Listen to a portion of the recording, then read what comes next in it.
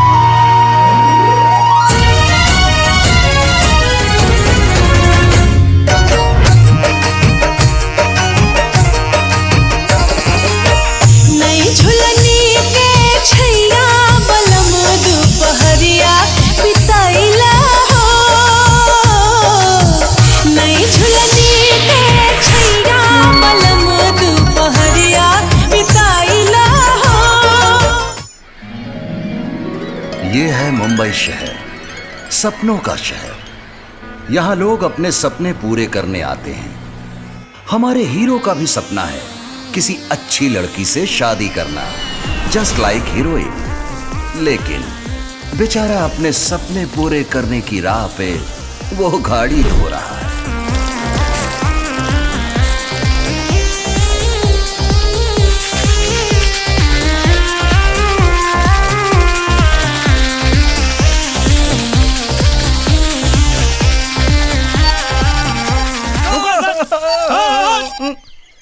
बिहाने बिहाने कौन फोन कर तारा? बाबूजी। बापू चला दो चला। बुझाता कि कोनो इमरजेंसी काम में बिजी हुई। लोटा पे छेका कर लेवे के तिलक में तो अइबे करी।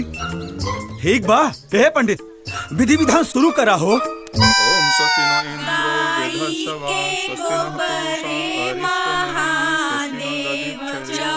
अरे बंद कर रही गाना होना, बंद करा पंडित जी मंत्र।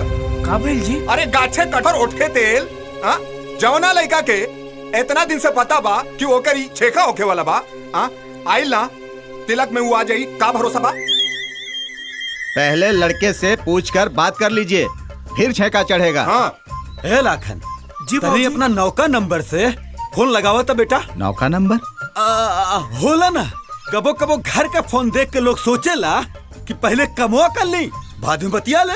कहा फिर फोन। मन्ना। हाँ भैया, नया नंबर लगा तारे। अच्छा कोनो लड़की के होई? उठावा। हाँ क्या बोला तारू? भाऊजी ला फोन उठा ले लस। हेलो। हाँ बोल, कौन है बे? हम तो हर बाप बोला तानी बेटा। बाबूजी प्रणाम। हाँ खुश रहा खुश रहा। ए जी तनी फोनवा खोल के बात करी, सब बात क्लियर होके के चाहिए। हाँ। ए निरहू, हम लोटा पर तोहार छेका ले रहल बानी बेटा। हमार छेका लोटा पे? हाँ, आ तिलक से 8 दिन पहले आ जाइहा। अरे ता हमारा के 8 दिन पहले का बोला होता रहा? लोटा पे छेका लेता रहा तो गिलास से बियाह करवा दो। ए मर्द, तारा के कितना बेर समझेले मानी कि हम हीरोइन से बियाह करब, गांव के लेल बोले लड़की से ना। ना बेटा, लड़की बहुत सुंदर बिया। सुंदर बिया तो तू ही कहला। अरे निरहू, बाप भाई खानदानी बा लोग भाई। अरे हमारा सब अनुमान बा। बाप भाई होई लोग गोबर के चोट, लड़की होई चिपरी। हम लड़की के भाई बोलो तानी रंग कर यही पे मार के फिसान अब बम्बई जाके बना था सलमान खान। अरे ते का ना बिया करबे हमरी बहन से तोरा जैसन चाइना पीस से हमने खुद बिया ना कल जाई। हाई फोन पकड़। अरे साला खुदे रिजेक्ट कर दलो। चलो काम चालू करो चलो। ए महाराज, अपने नालायक लड़के की हरकत को आप अच्छी तरीके से जानते थे, उसके बाद भी हमारी लड़की की जिंदगी बर्बाद करना चाहते थे। अब हम देखते हैं कि डेढ़ होशियार तुम्हारे सुंदर से लड़के को कैसे फिल्मी हीरोइन मिलती है। चलो चलो सब लोग। सुनी जा एक बोलावे 14 धावे।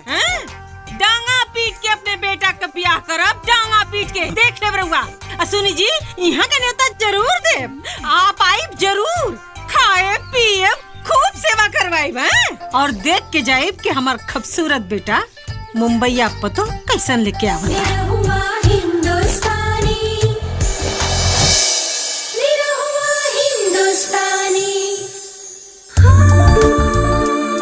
ये रही हमारी फिल्म की एक नायिका। चूंकि ये मुंबई है तो इनका भी एक सपना है। बेचारी रहती तो झोपड़पट्टी में है, लेकिन सपना हीरोइन बनने का, और हमारे नायक इन पर बहुत लट्टू हैं। करब तेल गम कौआ छछंदरा का करब तेल गम कौआ।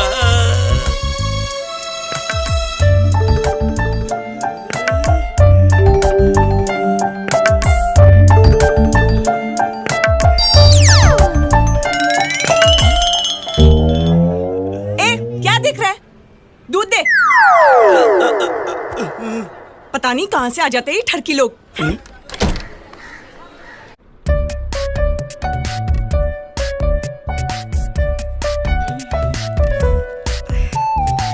गुड मॉर्निंग सोना।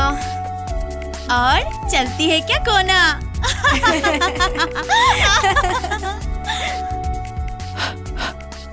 क्लोजअप देता है, जबरदस्त ताजगी है ना तनु?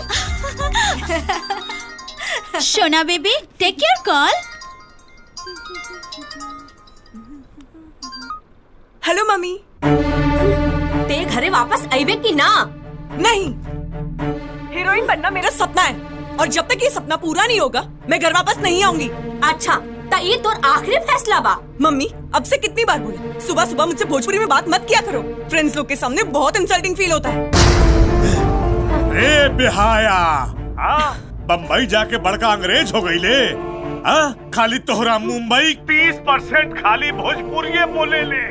आउ सब है वहाँ मुंबई से हटल नू तो तोरा मुंबई भर भरा के गिर जाए।